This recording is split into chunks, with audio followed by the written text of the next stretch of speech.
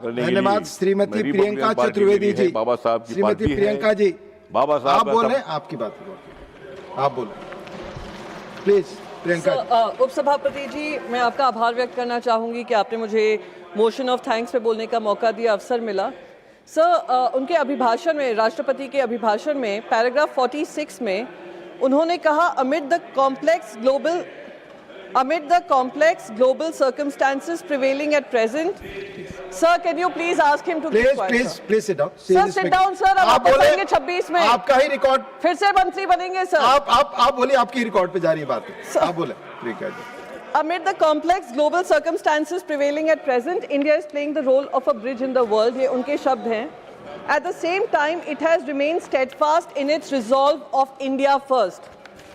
Sir, मुझे याद है ऑपरेशन सिंदूर के समय 10 मई को जब ऐसा लग रहा था कि हमने पाकिस्तान के जो आतंकी गढ़ हैं उन पे हमला किया था, तो ऑल आउट वॉर होने वाली है। उसी समय अगर इंडिया फर्स्ट के हिसाब से हम चल रहे थे, तो ऐसा क्यों है, देश के इतिहास में पहली बार हुआ होगा कि यूएस के जो प्रेसिडेंट हैं उन्होंने कहा कि उन्होंने डी एस्केलेशन को कहा है और डी एस्केलेशन इंडिया और पाकिस्तान ने अग्री किया है। और इन्होंने एक बार नहीं कहा, 50 बार कहा है कि डी एस्केलेशन उनने किया और इंडिया पाकिस्तान का पीस का समझौता उन्होंने किया। वैसे ही लगातार इंडिया यूएस डील के बारे में हमें वहाँ से बार बार खबर मिल रही है, जहाँ पे कहा जा रहा है कि यूएस प्रेसिडेंट ने बताया है हमें कि हमारी क्या डील होने जा रही है, जहां पे उन्होंने कहा, और इंडिया फर्स्ट के इसलिए मैं बोल रही हूं क्योंकि उन्होंने कहा है कि रशिया से हमने अग्री किया है कि हम रशिया से तेल नहीं खरीदेंगे।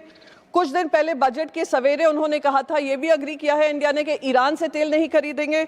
और जब बजट पेश हुआ तो जो चाबहार पोर्ट के बारे में बजट एलोकेशन होता था, इस बार बजट एलोकेशन नहीं हुआ है, बल्कि एक न्यूज़ रिपोर्ट ये बताती है कि हमने अपने हाथ पल्ला झाड़ दिया है चाबहार पोर्ट से। क्या ये इंडिया फर्स्ट हमारी स्ट्रैटेजी है? मैं ये पूछना चाहती हूँ इस माध्यम से, होपफुली ऑनरेबल प्राइम मिनिस्टर इसका जवाब देंगे। दुख इस बात का होता है कि कॉमर्स मिनिस्टर जो थे, कॉमर्स मिनिस्टर जब राज्यसभा चल रही थी, राज्यसभा में आकर अपना वक्तव्य नहीं दिया। उन्होंने पहले मीडिया को बात साझा की और मीडिया के सामने भी वो जो गाइडलाइंस हैं, जो फ्रेमवर्क है, उसके बारे में कुछ नहीं बता सके। ना उन्होंने प्रेसिडेंट ट्रंप की कही हुई चीज़ों का खंडन किया। फिर नेक्स्ट डे आकर उन्होंने बात की है। आज वॉशिंगटन में हमारे फॉरेन मिनिस्टर हैं, फॉरेन मिनिस्टर ये कह रहे हैं कि अभी तक कोई भी उनको पता नहीं है कि क्या गाइडलाइंस है, क्या फ्रेमवर्क है, ये सब कॉमर्स मिनिस्टर हैंडल करेंगे। यानी हमारे देश के फॉरेन मिनिस्टर भी वॉशिंगटन में बैठे हैं, पर उनको ये नहीं पता है कि क्या यूएस इंडिया ट्रेड डील हुई है, जिसकी वाह भाई वाह ये लोग हर स्पीच में लूटे जा रहे हैं।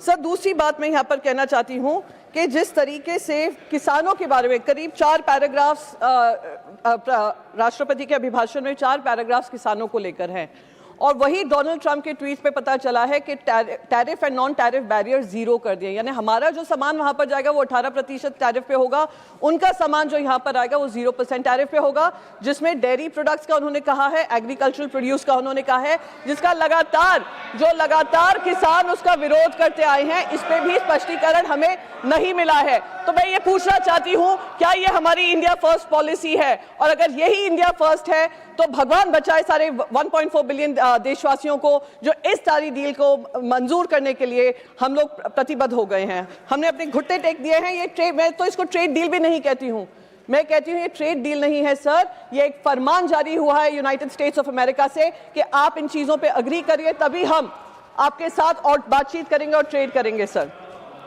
दूसरी बात उन्होंने बाबा साहेब अम्बेडकर जी के बारे में, सोशल जस्टिस के बारे में कही। बिल्कुल स्वागत करती हूं कि सोशल जस्टिस के बारे में बात होनी चाहिए।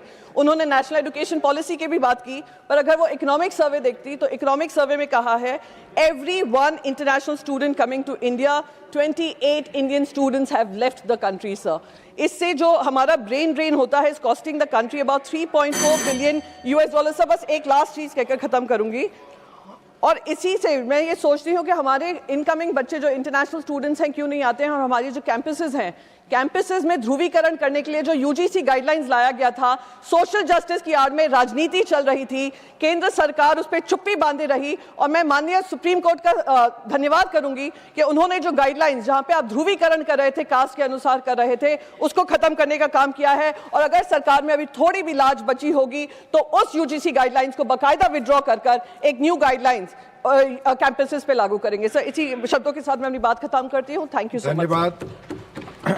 श्रीमती दर्शना सिंह जी। श्रीमती दर्शना सिंह जी, आपका नाम है बोल दो बहन जी, बोल दो यस श्रीमती दर्शना सिंह। बोल दो बहन जी।